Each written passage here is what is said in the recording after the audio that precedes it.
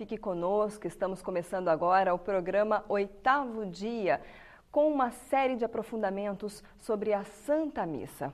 Padre Paulo Ricardo vai começar hoje a falar sobre a liturgia da palavra, né, Padre Paulo? É isso mesmo. Na semana passada nós vimos a coleta, a oração que recolhe todas as intenções e conclui com aquela conclusão mais longa, por nosso Senhor Jesus Cristo, vosso Filho, na unidade do Espírito Santo. É assim que é feita a oração cristã.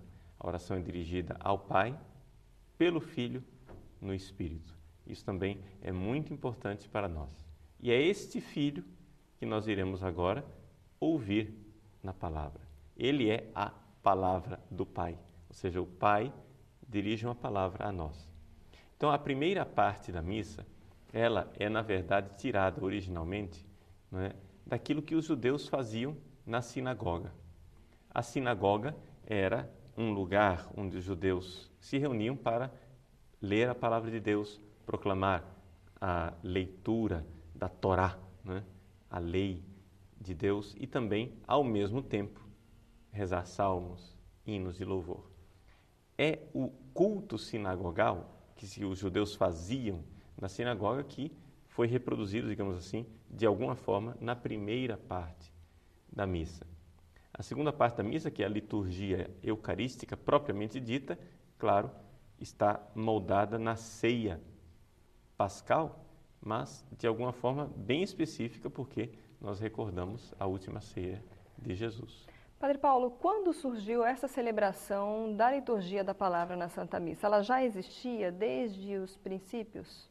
Olha, nós temos, né, atestado, de fato, essa realidade num tempo muito antigo. Por exemplo, as cartas de São Paulo, elas foram escritas para serem lidas à Assembleia, não é? Para serem lidas diante de uma eclesia. Eclesia é a Assembleia reunida para uma liturgia, é a Igreja. A Assembleia litúrgica define a Igreja, por assim dizer. Ela é a Igreja que se reúne para ouvir a palavra de Deus e celebrar os seus santos mistérios, não é? Então, isso já existe desde muito cedo. A primeira notícia real, concreta que nós temos dessa realidade é, por exemplo, no início do livro do Apocalipse. No início do livro do Apocalipse existe uma bênção que o escritor do livro do Apocalipse dirige ao leitor, não é? Ele diz que o leitor seja abençoado por estar ali lendo, porque ele sabia que aquilo seria lido diante de uma assembleia. Então, é algo muito antigo. Agora, o primeiro documento que realmente atesta de forma direta a liturgia da palavra é a Apologia de São Justino, mártir, que foi escrita no ano de 150 depois de Cristo. Através dessa Apologia de São Justino, mártir, nós sabemos que os cristãos se reuniam para a celebração eucarística e liam o quanto o tempo permitisse os profetas e a memória dos apóstolos. Esses são os dois termos técnicos que São Justino, mártir, designa para expressar o que é a palavra de Deus, ou seja, a Sagrada Escritura, para o imperador. O imperador era um pagão, ele não sabia o que era a Sagrada Escritura. Então, lemos os profetas e a memória dos apóstolos, ou seja, o Antigo e o Novo Testamento. Padre Paulo, e a partir do momento em que a pessoa acompanha a liturgia da palavra, o senhor acabou de dizer, né? A gente percebe já claramente que é Antigo e Novo Testamento. Mas há variações? Durante a semana, por exemplo, não são 3 leituras. Por que há essa diferença?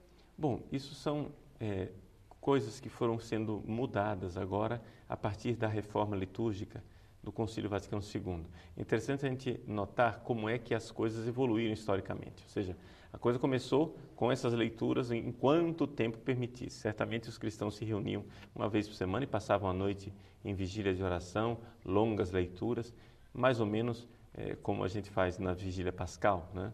Assim, aquelas leituras bastante longas e numerosas. Bom, os cristãos se reuniam e recebiam uma instrução a partir das leituras. Acontece que, aos poucos, né, os bispos foram criando listas de leituras para serem feitas. Pegar os trechos mais importantes, porque a gente sabe que dentro da Sagrada Escritura nem tudo está no mesmo nível, nem tudo é importante do mesmo jeito. Então, é evidente que desde cedo o Evangelho adquiriu, né, um prestígio que os outros textos não tinham. Então foi se criando este hábito de ler o Evangelho, onde era o próprio Jesus quem falava, e fazer as leituras, onde ali quem falava ou era o profeta ou era o apóstolo. E aquelas leituras foram diversificadas durante muito tempo. Durante um certo tempo, então, surgiu uma coisa chamada lecionário. O que era o lecionário? O lecionário era um livro de onde se lia essas leituras, seja dos profetas, seja dos apóstolos. Esse livro específico, mais ou menos no final, no Renascimento, digamos assim, final da Idade Média, no Renascimento, principalmente com a reforma litúrgica do Concílio de Trento, esse livro desapareceu. Então, durante 500 anos, nós não tivemos mais lecionário, o livro do qual se lia as leituras. Estava tudo contido no missal. Você vai pegar o missal que nós tínhamos antes da reforma litúrgica, o missal de 1962, você verá que ali estão as leituras, ali estão os evangelhos, ali estão todos os prefácios, todos os oremos, está tudo ali. Para celebrar a missa bastava um livro, o missal. Hoje em dia não é mais assim. Para celebrar missa, nós temos uma riqueza da palavra de Deus. Isso foi um dos pedidos da Constituição sobre a liturgia do Concílio Vaticano II, a Sacrosanctum Concilium. A Sacrosanctum Concilium pediu que se aumentasse a riqueza da mesa da palavra para o povo de Deus, para que o povo se nutrisse, se alimentasse desta palavra. E então criou esta grande riqueza que são os lecionários que nós temos hoje. Esses lecionários que nós temos hoje é que tem esses ciclos a respeito do qual você falava, não é? Tem um ciclo dominical, que é dividido em ano A, B e C, mais ou menos distribuindo os 3 evangelistas sinóticos, né? Mateus, Marcos e Lucas. E depois um ciclo semanal.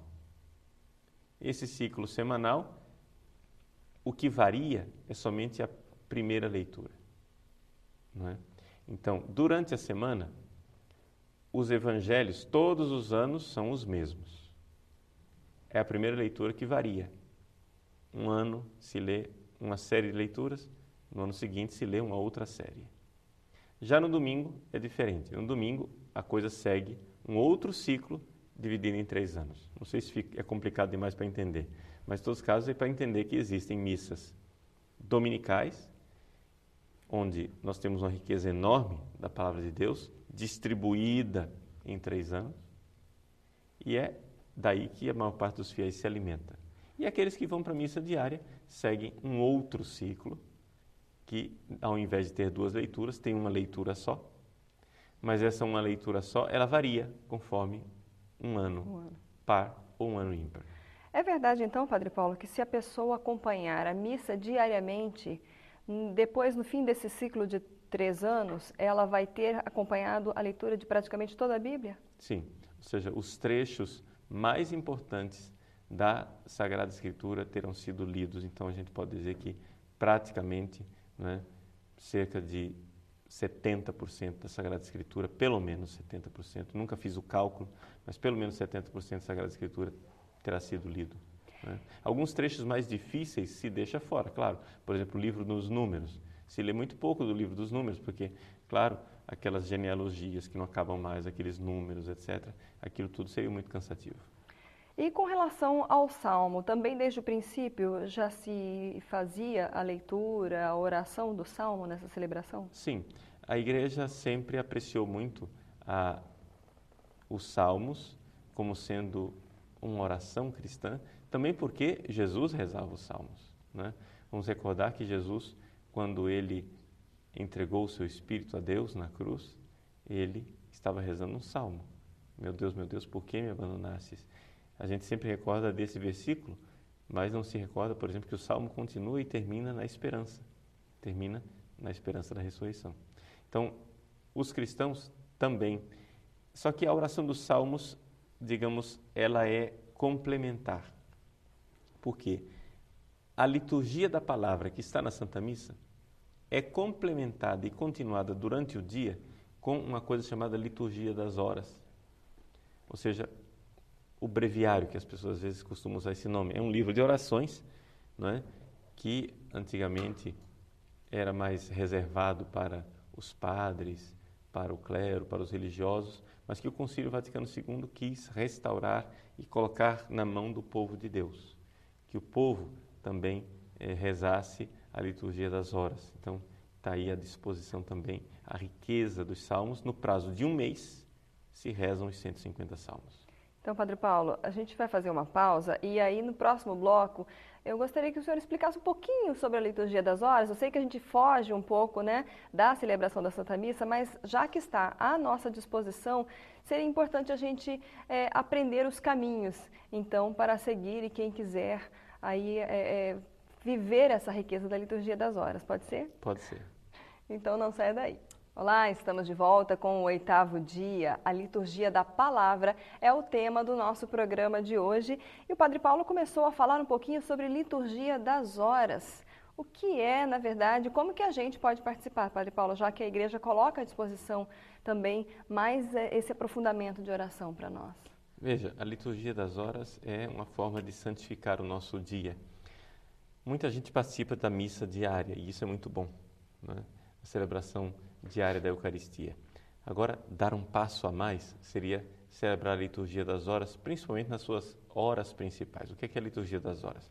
É uma série de orações baseadas nos salmos e em hinos tirados da Sagrada Escritura, que a igreja faz e coloca espalhado pelo dia para santificar o nosso dia.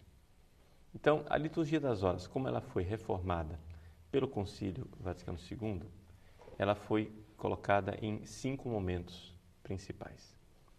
Esses 5 momentos, nem todos são do mesmo nível, nem todos são de igual importância. Digamos que o eixo da liturgia das horas é a oração da manhã e a oração da tarde. A oração da manhã é chamada de laudes, ou seja, o louvor matinal. É o louvor a Deus pelo dia que inicia, né? É uma oração que se faz no nascer do sol. E a oração da tarde é chamada de vésperas. Vésperas é a oração que se faz no pôr do sol. Então, esses são os 2 momentos que são o eixo do dia, quando o sol nasce, quando o sol se põe. É algo que vai, né, no ciclo das horas. Agora, além disso, existe a oração do ofício das leituras. O que é o ofício das leituras? O ofício das leituras, na verdade, seria uma oração de vigília. É algo para ser rezado de madrugada. Claro que no ritmo do mundo moderno, nem todo mundo consegue acordar de madrugada ou tem condições disso. Então a igreja permite que a pessoa coloque a liturgia das horas num outro horário do dia, o ofício das leituras. Mas o ideal é que ele seja feito antes do nascer do sol. Aquelas pessoas que têm o costume sadio de acordar antes do nascer do sol, ali é o momento do ofício das leituras. Depois, entre a oração da manhã e a oração da tarde, se faz uma oração que é chamada hora média. A hora média é essa oração que pode ser às 9 da manhã, meio-dia ou às 3 da tarde, que a pessoa reza, e uma outra oração também chamada de completas, que é o completório, a oração que se faz antes de ir dormir. Então, essas são as 5 orações básicas da liturgia das horas. Ela é feita para estender durante o dia a realidade da Eucaristia, estender durante o dia a nossa santificação. É claro que no ritmo moderno muitas pessoas dizem eu não tenho condições de rezar essas 5 horas. Bom, primeiro, não são coisas longuíssimas, tá? Ou seja, laudes ou vésperas é algo que você tranquilamente pode rezar, muito bem rezado, em 15 minutos. Né? Depois, é algo que é questão de hábito, tirar um tempo para Deus. E a oração da Liturgia das Horas está à disposição, à venda nas nossas livrarias e, inclusive, não é, existe até mesmo uma Liturgia das Horas mais simplificada para o povo, que é vendida, né, num folhetim, num caderninho, onde a pessoa procura o dia e do mês e ali ela já sabe tudo o que deve rezar para não ficar perdida dentro daquele volume da Liturgia das Horas. Mas é algo que a Igreja pede também que os párocos, os bispos incentivem no meio dos fiéis, e seria interessante que nós fizéssemos isso com o povo, que o padre não somente rezasse a Liturgia das Horas, mas que o padre chamasse o povo para celebrar a Liturgia das Horas, para que juntos rezassem a Liturgia das Horas. Então fica aí o convite do Padre Paulo, né? Fazer uma experiência diferente, especial com a Liturgia das Horas. Padre Paulo, voltando à Liturgia da Palavra, o senhor já falou da importância do Evangelho nessa liturgia, né? E a primeira leitura, por exemplo, a gente vê que normalmente é do Antigo Testamento, mas há momentos em que é feita uma leitura única durante a semana, por exemplo, que seja do Novo Testamento. Sim. Tem essa variação também? Existe. Quando a leitura ela é feita do Novo Testamento, não é? Na tradição nós chamamos isso de a leitura do apóstolo. Não é? E quando ela é feita do Antigo Testamento, a gente diz que é a leitura do profeta. Mas esses ciclos variam, né? De tal forma que se leem muitas vezes durante a semana leituras do Novo Testamento ou leituras do Antigo Testamento. Isso varia. Agora, no domingo é que geralmente a primeira leitura é do Antigo, vem um salmo que tem uma ligação muito clara com a primeira leitura e uma segunda leitura que é de uma carta de São Paulo ou de algum texto do Novo Testamento. E depois o Evangelho. Se você vai analisar como é que as coisas são construídas, aqui eu estou falando só do domingo. Geralmente, no ciclo dominical, a primeira leitura, o Salmo e o Evangelho casam, né, no tema.